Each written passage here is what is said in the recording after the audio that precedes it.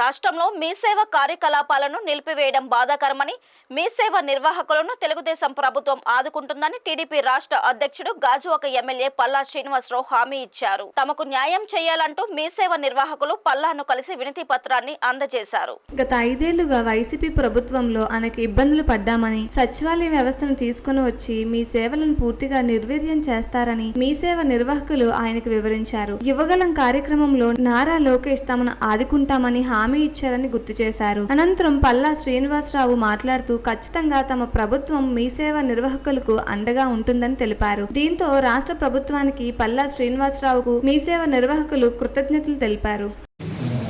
19,000 మందికి ఎంప్లాయ్మెంట్ కల్పించి 250 కోట్ల రూపాయలు రాష్ట్రానికి ఆదాయం తీసుకొచ్చే మీ సేవ సెంటర్లు అన్ని కొంచెం కోసి పడేసి ఒక తెలుగు తక్కువ ఆలోచన గత ప్రభుత్వం చేసింది. జగన్మోహన్ రెడ్డి గారు తెలుగు తక్కువ ఆలోచన చేశారు అని చెప్పేసి అందరూ అనుకుంటున్నారు. సో మాకు నమ్మకం ఉంది, ఖచ్చితంగా త్వరలోనే మనం మీ సేవా సెంటర్ అన్ని మనకి